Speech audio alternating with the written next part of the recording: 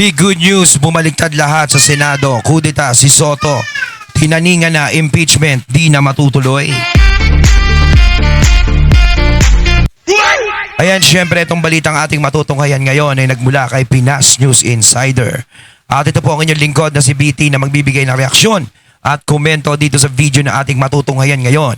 At huwag na natin pagtagalin at sabay-sabay na nating panoorin ang laman ng video na hatid sa atin ni Pinas News Insider at bibigyan natin ng reaksyon ang balitang ito. Pasok! Ang magiging topic natin for today. Ayun, syempre bago natin simulan ang video ito, nais ko nga pala magbigay ng credits dito sa boses at video na matutunghayan natin ngayon. At bibigyan ng reaksyon, walang iba kundi si Coach Oli. Syempre huwag niyong kalimutang suportahan ang channel ni Coach Oli, mga katunay. Pakibisita po yan at huwag niyong kalimutang mag-subscribe at mag-follow para maging updated po kayo sa mga vlogs, reactions at sa mga balita na hinahatid sa atin ni Coach Oli. At syempre huwag niyong kalimutang suportahan ng Balateros. At isa dyan ang idol natin na si Coach Oli. Ipagpatuloy natin. Today, may masamang balita kay Tito Sonto. So, Kaya, masamang balita. di umano, minamadali ang impeachment. Kaya to si Tito Soto may taning na. May taning na raw. Tito Sen. As Senate President. Senate. Good news, bad news. Basta. So, ibig sabihin, may taning na si Tito Sen as Senate President. Ibig sabihin, may posibilidad na palitan na si Tito Sen. Kaya kailangan parang madaliin ang impeachment ni BP Sara. Hanggat nandiyadyaan pa siya kasi baka mamaya pag pinalitan. Syempre alam naman natin, umuugong na ipapalit sa kanya si Senator Cayetano. Kapag si Senator Cayetano ang naupo dyan, ay nako, finish na. Merong. Sigurado, diretso basura na talaga impeachment kay BP Sara niyan. Meron tayong natanggap na intel patungkol dito, ha? O, mamaya, abangan ninyo. Sana po, wag pong kakalimutan na pagpasok pa lang, i-like nyo agad itong video na ito. Wag pong kakalimutan, napaka-importante sa akin yan.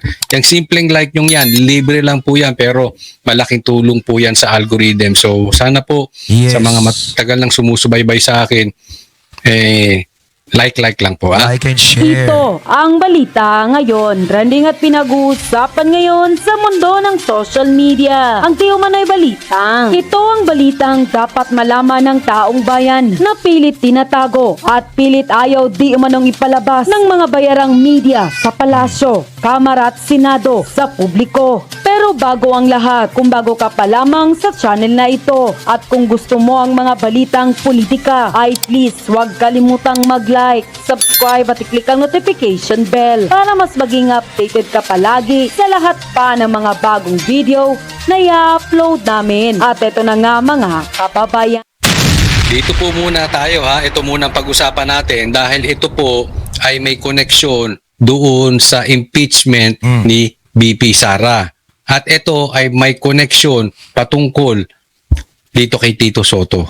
So, dire-diretso na po yan at connect-connecta po yan. Okay? Eto, alam nyo po, alam ko inyong nabalitaan na nagdesisyon na po ang Korte Suprema patungkol dun sa forthwith. Ayan po yung malaking pinag-uusapan before. Na merong definition ng forthwith. Kaya nga naman, itong Tambaluslos Group, itong grupo ni Martin, Martin Rivera, Martin Maleta, itong grupo ni Martin Maleta, galit na galit kay Chis Escudero. Alam naman natin na isa sa mastermind ng ayaw makaupo si BP Sara sa 2028 ay si Tambaluslos. Ito si Martin Maleta.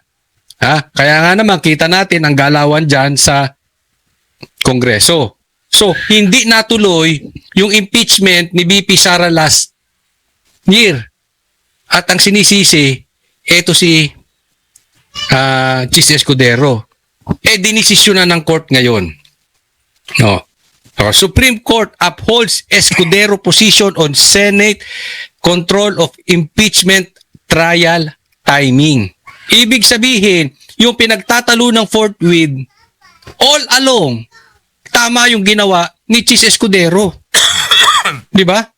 Ginawa lang ni Chis Escudero yung tama. Kasi kung minadali niya yun, illegal naman. Bigyan ko kayo ng halimbawa. May mga pagkakataon na hindi po dapat ang sukatan ay laging minamadali. Halimbawa, gusto nilang singilin. Di umano itong si PRRD ng pagpatay. Di ba? Anong ginawa? Kinidnap si PRRD. Kinalimutan na ang due process. Oo. Di ba? Maraming ganong pagkakataon eh. Oh, katulad tong kay BP Sara. Kahit unconstitutional yung pagkapasa ng impeachment, gusto nilang ituloy. Di bali ng illegal, basta madaliin. Yun po ang naging malaking labanan last year. Ayan yung bagay na kinainis nila kay kay Cheese Escudero. Siyempre, iniisip nila, buong akala nila is kakampi nila si Cheese. Tapos biglang nung pagdating ng impeachment kay Cheese, hindi niya agad pinansin. Mas mabuti pang pinag-aralan niya. Tama naman yung ginawa ni Senator Cheese. 'Di ba? Kasi kung tutuusin lang, alam ni Senator Cheese sa sarili niya, pamumulitika lang naman yung impeachment kay BP Sara eh. Wala naman talagang basihan o impeachable na ginagawa si BP Sara. Napakababa lang ng sinasabi sa kanya. Eh yung iba hindi pa nga ganun kalakas ang ebidensya, hindi ganun katibay. 'Di ba?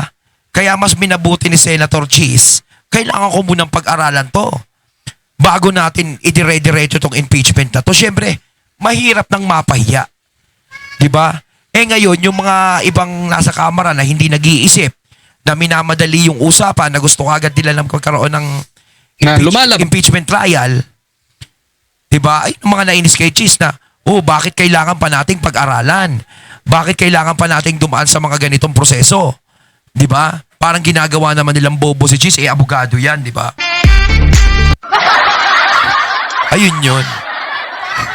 Kumbaga hindi nila matanggap yung tamang proseso na ginawa ni Senator Cheese.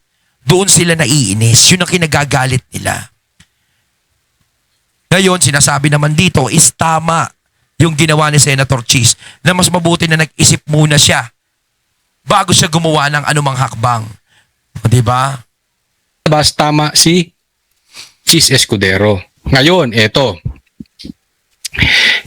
ang nabalitaan ko. Oh.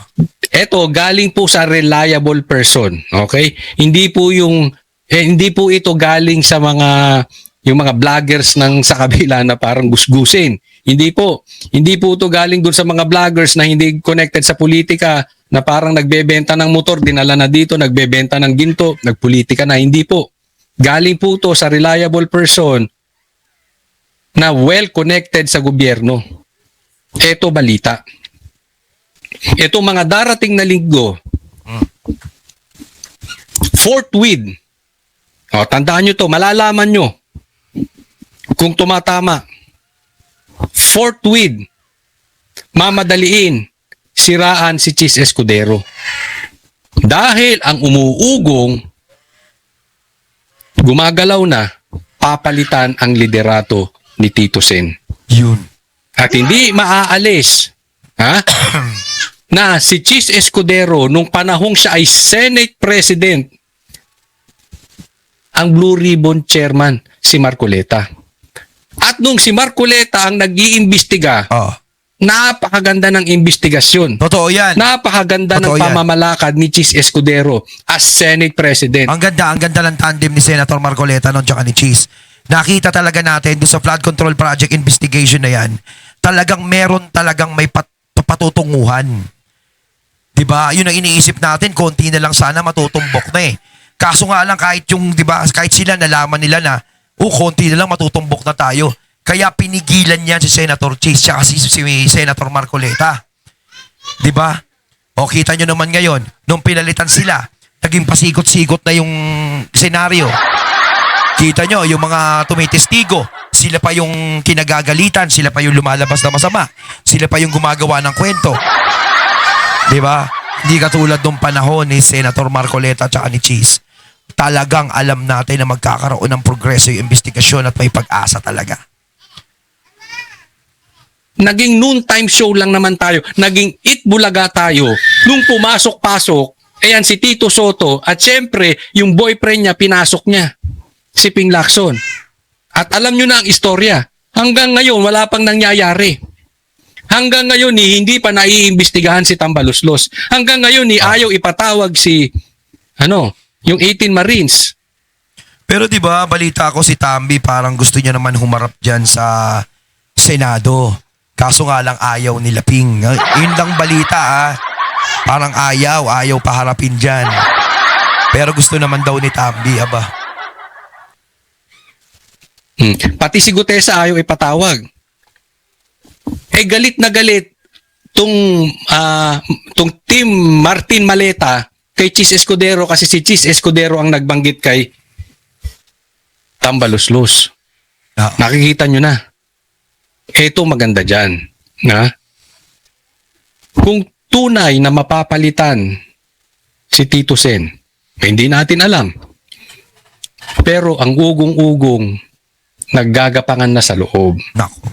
Ang ugong-ugong magkakaroon ng palitan ng liderato kasi hindi makukuha ang hustisya hanggat nakaupo si Tito Soto at yung boyfriend niyang si Pinky Lacson. Hindi ko tutusin talaga yung investigasyon dyan sa Blood Control Project, yung mga nangyayaring investigasyon, dapat walang koneksyon sa presidente.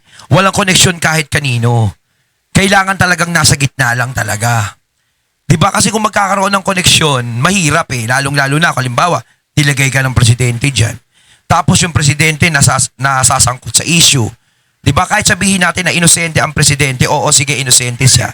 Pero kailangan, kung sakasakaling na isasangkot siya sa issue, kailangan hindi muna mga kadikit niya yung nandiyadyaan.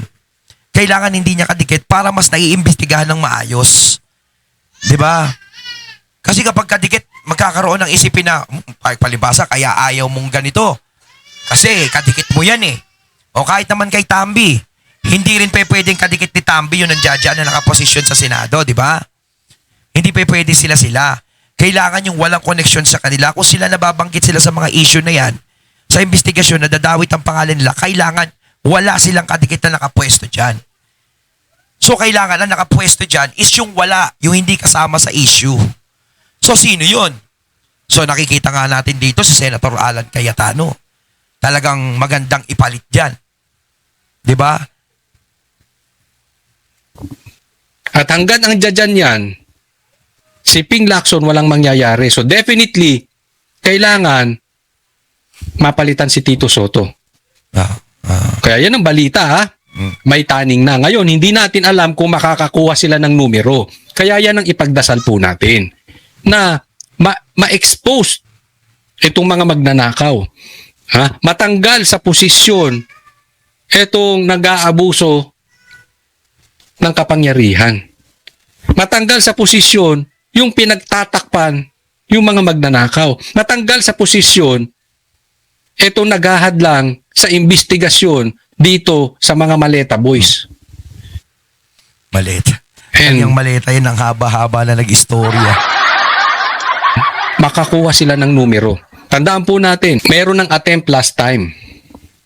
Diba? Another attempt. But this time, mas crucial ngayon. No. Kasi it includes the impeachment of BP Sara.